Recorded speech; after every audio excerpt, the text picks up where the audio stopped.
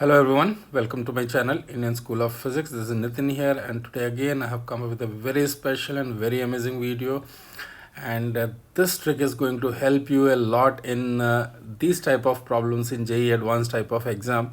So my request is please watch this video carefully and completely. Uh, in the end there is something special for you in terms of center of masses. So let's start today's discussion here. This is a statement of this problem. A rigid body is lying against two perpendicular walls. Vertical wall is smooth while ground is rough. The base plane of the body is making angle of theta with the horizontal. The points touching the wall are at a separation of L, and the center of mass of body is at a distance x from the base plane. What will be the minimum value of friction coefficient on the ground so that body can slide on the ground? So here I have taken one example of disk, but we are going to do the analysis for any random shaped symmetrical body where this line will be the bisector, will lie on the bisector plane, and its center of mass is at a distance of x from this baseline or base plane. So in such type of cases we are going to derive the results. One such example can be, you can place a shell or a sphere or a cone or a triangular plate, paraboloids and ellipsoids. Such type of bodies you can do. So we are going to derive a result, and we will remember that result so that we can solve these questions in just one line. So let's start. So first is the concept part. As you can see, a body is said to be in equilibrium if the net force and torque acting on the body is zero. So net force is zero on the body, net torque is zero on the body. So let's draw the FBD of this random shaped body.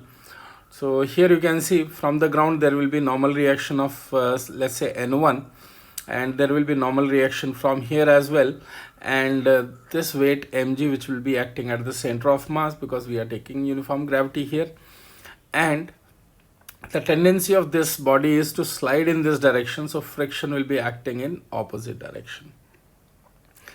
Now since it is on the verge of slipping, this friction will be approaching its maximum value, you can say, which is mu into N1. Let's write the force equation by balancing it. We will get N2 and Fr will balance each other, and N1 and Mg are also going to be balance each other. And for no slipping, this friction should be static friction force, and when we are calculating the limiting value of friction coefficient, this static friction force will be taking its maximum value at that time. So I can write this Fr is less than or equal to mu into N. Now I can take torque about this point P. So when I take torque about this point P, it is going to give me N2 into L sine theta and mg into this distance. See here, since it is lying on the bisector plane, this length is L by 2, this length is also L by 2. I can say this length is x sine theta. So the remaining length is going to be L by 2 cos theta minus x sine theta. This is the distance here. So when I substitute here and simplify, I am getting N2 value as mg times cot theta by 2 minus x by L. Then recalling those previous equation which we have written here, and when I substitute the value of N2 in this, I get a very simple equation that mu is greater than or equal to cot theta by 2 minus x by L. So this is the result I'll suggest you to remember so that you can tackle many problems of similar type for different bodies, and directly you can write the answer for such problem, and you can save your crucial time in the exam. Here x is from the base plane the distance of center of mass along the bisector. L is the length of that base plane, and theta is the angle body is making with the horizontal. So let's apply in different situations. So you can see, if I see rod and only ground is rough, this is not rough, then I can write for uniform rod its x is 0. So simply I'm going to get this mu as cot theta by 2. Next I can take ring or disk. For ring x is 2r by pi, L L is going to be 2r and center of mass will be somewhere here, 2r by pi. So mu ring, you are going to get cot theta by 2 minus 1 by pi. X by r value you have to substitute here. X by L value you have to substitute here. For disk, its center of mass is at 4r by 3 pi. L is 2r. So I am going to get mu disk as cot theta by 2 minus 3 by 2 pi. 2 by 3 pi. You must know the location of center of mass of different bodies. So for, in the end, I have discussed some uncommon bodies also, so that you can it can give you some edge in the exam. Now for shell, I know the center of mass is at r by 2 for hollow sphere. Then mu shell will become cot theta by 2 minus 1 by 4. Base is still 2r. For solid sphere, I can write this center of mass will be at a distance of 3r by 8 from here. So mu sphere will become cot theta by 2 minus 3 by 16. Theta value normally will be given to you in the problem. Similarly, for hollow and solid cone, for hollow cone, it is going to be at h by 3, and this base length is 2r. So cot theta by 2 minus h by 6r you will get. The values will be given to you in the problem. Similarly, for solid cone, it is going to be h by 4. So cot theta by 2 minus h by 8r. You can see how many varieties of problems we can cover in this situation. Similarly, I can keep equilateral triangle or isosceles triangle. In that case also I can write, because for uniform triangular plate, this centroid will be dividing this into 2:1 ratio. So easily you can find out. However, in case of equilateral triangle, this x is L by 2 root 3 and this base length is L. So mu becomes cot theta by 2 minus 1 by 2 root 3. Now this is the important part here.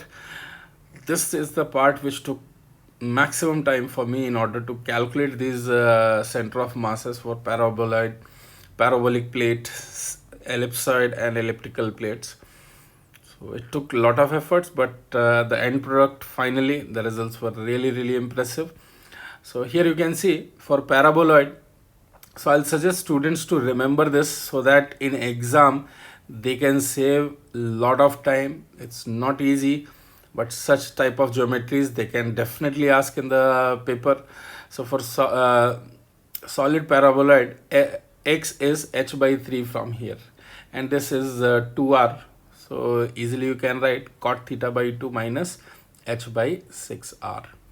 And for parabolic plate, so you must remember this result also, that if it was a plate, this was a plate, then center of mass will be at a distance of 3h by 5. L is still 2r. So mu is cot theta by 2 minus 3h by 10r. I'll request you to remember center of masses of paraboloid and parabolic plate. Also the volume of paraboloid, that is half pi r square h, somewhat similar to cone. Cone is 1 by 3 pi r square h. Paraboloid is 1 by 2 pi r square h.